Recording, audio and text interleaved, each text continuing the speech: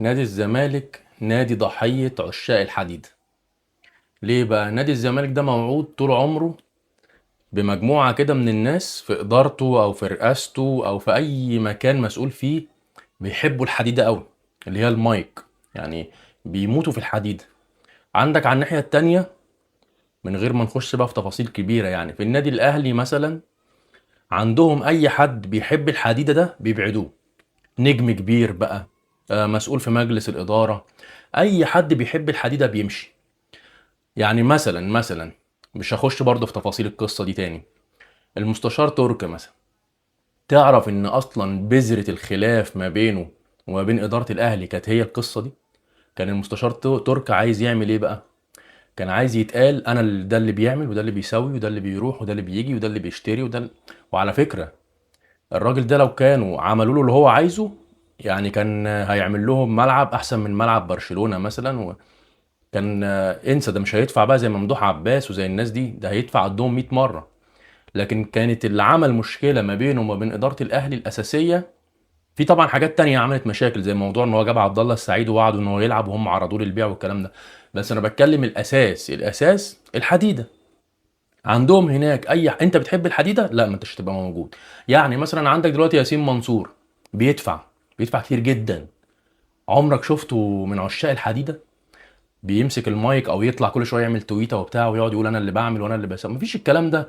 المهم احنا عندنا بقى الاستاذ ممدوح عباس، جاي قبل اول ماتش في الدوري بكام يوم، طالع يهاجم جون ادوارد، ويقول لك يتهم جون ادوارد واللي معاه ان هم عصابة وان هم انطاع وان هم لازم يتحاكموا ولازم الملف بتاعهم يروح للنيابة.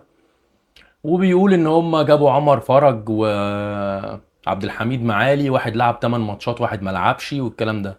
طب ما هم برضو، ما هم اللي جابوا خوان بيزير احسن جناح في الدوري، ما هم اللي جابوا عدي الدباغ احسن مهاجم في الدوري، ما هم اللي جابوا محمد اسماعيل، ما هم اللي جابوا المهدي سليمان.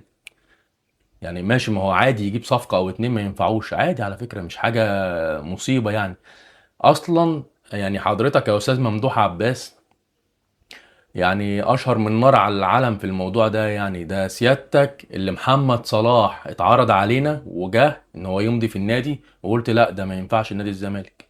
وامثله تانية كتير.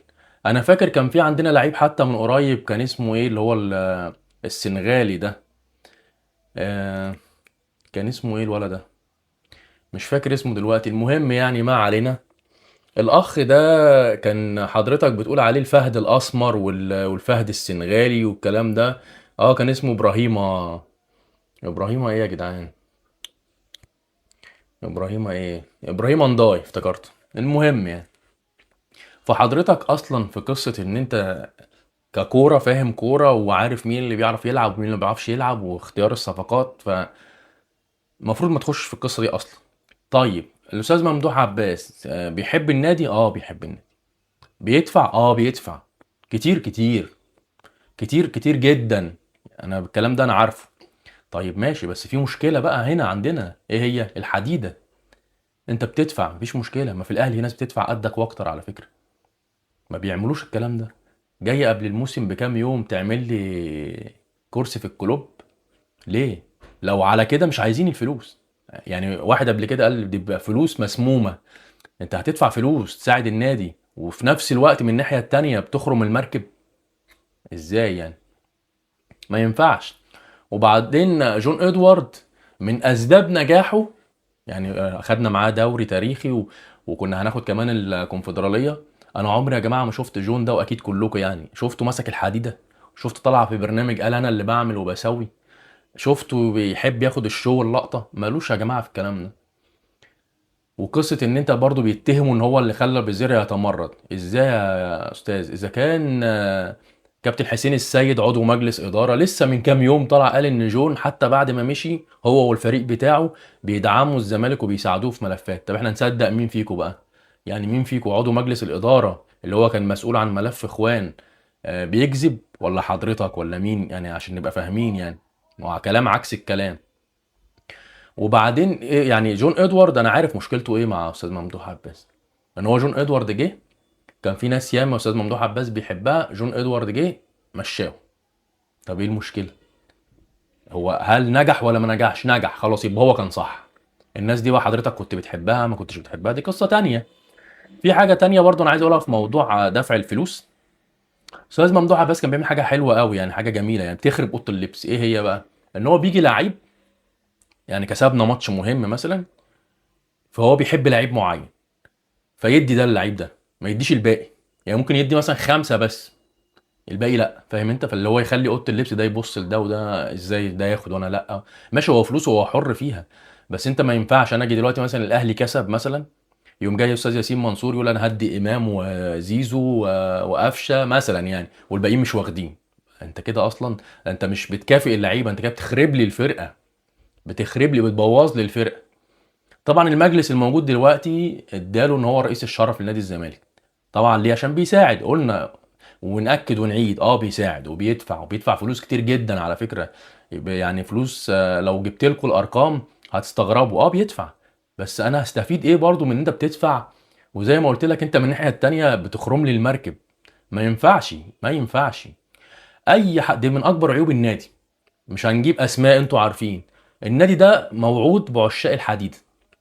لازم يمسك الحديده، انا اللي بعمل وانا اللي بسوي وانا اللي بشتري وانا اللي بروح وانا اللي باجي، فاهم انت الكلام ده؟ زي الفيلم بتاع بوشكاش محفوظ كده. انا بوشكاش محفوظ، انا اللي بجيب وبودي وببيع وبشتري. فيا استاذ ممدوح عباس، يعني لو فلوسك ديت هيبقى قصادها ان انت تقعد تعمل لنا تويتات وتقول حاجات تلخبط لنا الدنيا، فبناقصها، مش عايزينها. وعلى فكرة برضو بمناسبة بقى موضوع جون ادوارد ده، مجلس الإدارة بتاعنا طلع قال لك أصل مشكلتنا معاه شركة الكورة والكلام ده. طب كلام جميل، جون مشي، فين شركة الكورة؟ مفيش. يبقى ما كانش مشكلة بقى شركة كورة، كانت مشكلة تانية. ما كانتش مشكلة شركة كورة، خلاص. الحاجة دي اتضح ان هي كذب. جون قال انا عايز ايه؟ قال انا عايز يا جماعة مرتبات الفرقة كلها تبقى موجودة في حساب في البنك قبل الموسم. وقلنا قبل كده، لو انت بتنافس الاهلي طيب مثلا وبيراميدز، لو الاهلي ده جايب عامل فريق مدريد، وبرشلونة ده جايب اشترى فريق مانشستر سيتي، لو انت عندك 11 لعيب مستواهم يعني 5 من 10، بس اول كل شهر مرتبه بيجيله، هيديك 10 من 10. طب لو انت جايب ميسي ورونالدو والناس دي مثلا، فاهم انت؟ واول كل شهر يلاقي مرتبه ما جالوش، يلاقي مرتبه بيتأخر بالشهرين وبالتلاتة، لو هو مستواه 10 هيديك 3. معروفة هي في الكورة كده يا جماعة، الكورة دي اكل عيش الناس دي. عشان بس في ناس بتقول لك ده ما بياخدوا، يا هو بياخد ياما، بس دي شغلته، دي مهنته، وهو مسيستم حياته على على الشغله دي. يعني هو جايب انا عربيه كذا وفيلا كذا وعليا اقساط في مش عارف في شاليه كذا، فما تفكرش ان هو بيتاخر عليه المرتب بتاعه، ان هو بيبقى دي حاجه بالنسبه له عادي يا عم ما انا معايا. لا، ما بتتحسبش كده، ما بتتحسبش كده. وبالمره برضه، عشان برضه موضوع عبد الله السعيد ده ليه وجهه نظر فيه ممكن تزعل ناس ياما. اللي بيحصل مع عبد الله السعيد مثلا، لما ليه مع عبد الله السعيد ده 7.5 مليون؟ هو عبد الله السعيد ما عندوش مشكله مع التيشيرت بتاعنا، وما عندوش مشكله معانا احنا كجمهور. هو عنده مشكله مع مين؟ اشخاص. انت ممكن انت دلوقتي اللي بتسمعني تروح تشتغل في نادي الزمالك، حلو، انت بتحب النادي وبتحب جمهور النادي، بس في اشخاص في النادي تتعامل معاك تخليك يعني هتطلع من هدومك. لما مثلا تيجي فلوس للنادي، وانت ليك مثلا هنقوله 10 قروش، وتلاقي النادي فيه مثلا غيرك برضو ناس تانية ليها 10 قروش و20 و30 قرش، تلاقي الفلوس دي جت راحوا مديني الناس دي كلها، وانت قالوا لك بقى يعني كل سنة وانت طيب.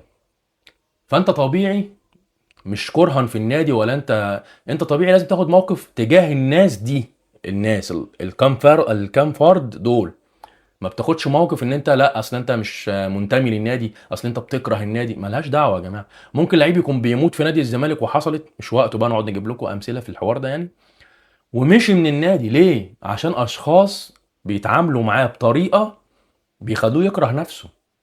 فهو لما بياخد قرار ان هو يروح الاهلي، او يروح بره، او يروح اي حته، اي حته، هو بياخد القرار ده من الحاله اللي هو الناس دي وصلتها له. يعني الناس دي وصلوه الحاله اللي هو يعني لو هيروح يلعب في مكابي هيروح يلعب، فاهم ازاي؟ لكن هو طبعا مش بيقول مثلا لا الجمهور ده ما يهمنيش، لا، ما الجمهور عنده كويس ماشي وكل حاجه، وبيحب الجمهور وبيحب النادي. مش برضه مش هنقول كل اللعيبه برضه عشان يبقى الكلام معروف، بس هو اللعيب بيوصل لدرجه، في ناس بتتعامل معاه بطريقه بتخليه اللي هو انا لا انا عايز امشي، انا لو الاهلي هلعب فيه ببلاش هروحه. من معامله اشخاص. فانت ما تجيش تضغط على اللعيب وتقول لا والله ده المفروض هو ما يطلبش فلوسه، والمفروض ده لا ده يجي التدريب ويعمل ويسوي.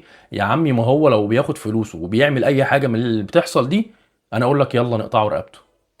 ما يلبسش التيشيرت تاني. لكن هو يكون في كام واحد بيتعاملوا معاه يخلوه يكره نفسه، وبعد كده لما هو مثلا ما يجيش تدريب او يقول انا عايز امشي او يقول انا عايز اعتزل او اي حاجه، يقوم هو حاتفينه ومصدرينه لنا احنا. تعالوا شوفوا بقى اللي ايه، بتاع الفلوس او اللي هو ما بيحبش النادي او اللي هو مش عايز يتدرب. مش كده يا جماعه، والله ما هي كده. فما علينا يعني. استاذ ممدوح عباس، لو يعني هتفضل تدفع فلوس وفي نفس الوقت هتبقى مستمر في القصص اللي بتحصل دي، فيا ريت. احنا مش عايزين الفلوس، بناقص الفلوس، مش عايزينها. هتمشي يعني زي ما كانت ماشيه هتمشي يعني. واي حد يا جماعه، احنا عايزين نحط سيستم في النادي. اي حد يا جماعه بيحب الحديده ايا كان، ابعدوه. ابعدوه عن اي حد بيحب الحديده، لازم يبعد. ولا يمسك رئيس ولا رئيس شرفي ولا عضو مجلس اداره، ولا يكون ليه اي حاجه يعني جوه الفرقه. ما يكونش ليه اي حاجه جوه الفرقه. يا ريت يا ريت.